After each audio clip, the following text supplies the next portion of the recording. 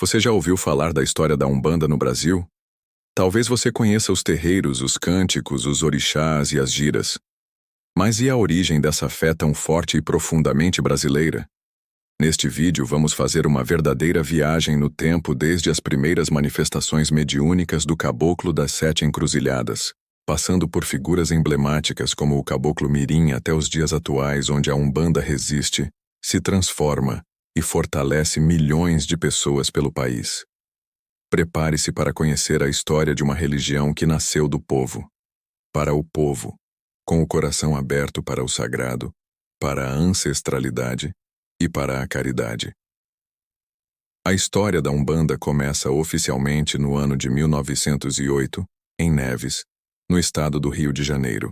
Um jovem chamado Zélio Fernandino de Moraes, então com apenas 17 anos, começou a apresentar comportamentos incomuns e manifestações mediúnicas.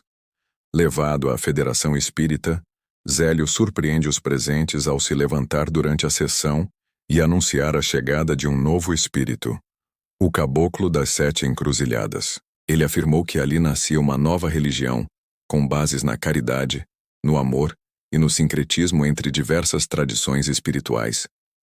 Foi ali que a Umbanda começou a ser estruturada como uma religião independente, com rituais próprios e uma doutrina centrada no bem e na luz. Mas o surgimento da Umbanda não foi um acaso.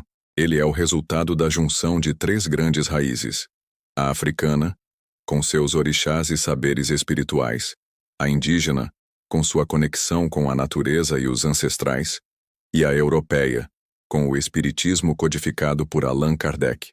A Umbanda nasceu como uma resposta espiritual ao povo brasileiro, oferecendo uma religião acolhedora, que não exige iniciações caras ou complicadas, e que valoriza a prática da caridade acima de tudo.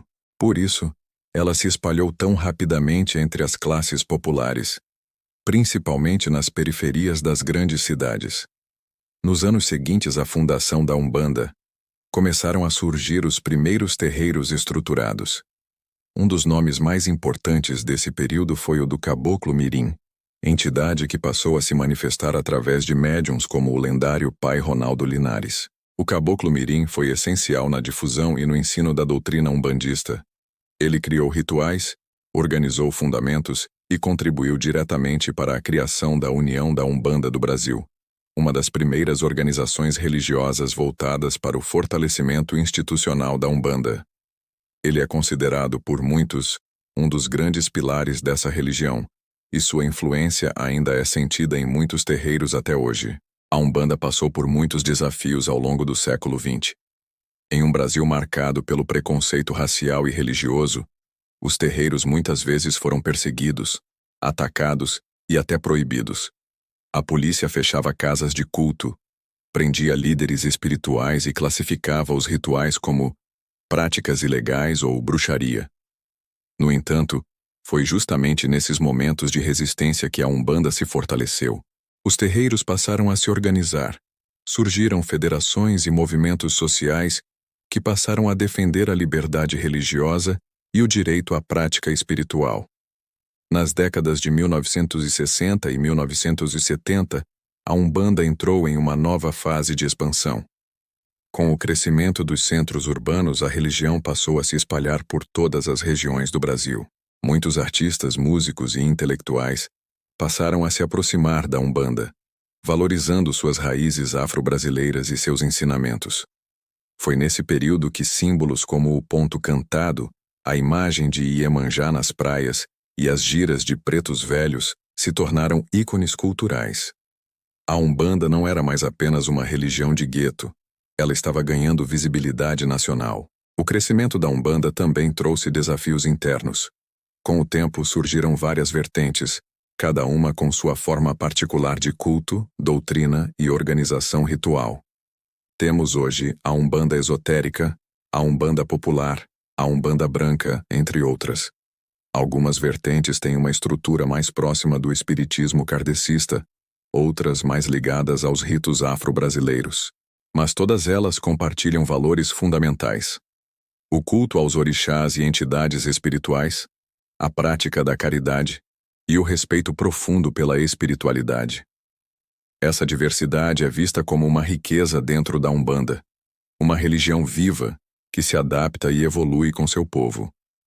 Outro marco importante foi a inserção da Umbanda no campo acadêmico. Pesquisadores de sociologia, antropologia e ciências das religiões começaram a estudar os terreiros, entrevistar líderes e analisar os fundamentos da Umbanda com mais respeito e profundidade. Esse movimento ajudou a combater o preconceito, mostrando que a Umbanda é uma religião estruturada com lógica própria, valores éticos e enorme importância cultural para o Brasil. Ela passou a ser incluída em discussões sobre diversidade religiosa, identidade nacional e patrimônio imaterial. Nos dias de hoje, a Umbanda segue firme, mesmo diante de novos desafios. Em tempos de intolerância religiosa, os terreiros continuam sendo alvo de ataques, principalmente por grupos fundamentalistas. Mas a resposta da Umbanda é sempre a mesma: paz, amor e caridade.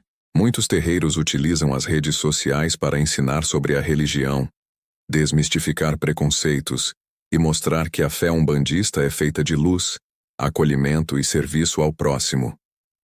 A Umbanda moderna também dialoga com temas como ecologia, saúde mental, empoderamento feminino e justiça social, mostrando sua capacidade de se reinventar e de continuar sendo relevante. E o que dizer das novas gerações?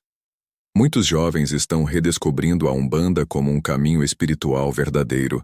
São filhos de santo, médiuns, estudiosos e simpatizantes que frequentam os terreiros com orgulho, levando adiante uma tradição que respeita os mais velhos, honra os ancestrais e celebra a vida com fé. A Umbanda não está presa ao passado. Ela está viva no presente e pronta para o futuro.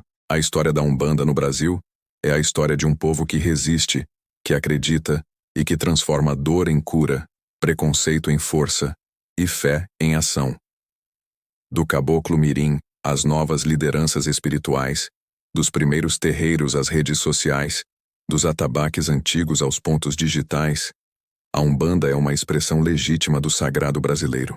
Uma religião que não exclui ninguém, que não cobra para amar e que está sempre de portas abertas para quem busca paz, orientação e luz.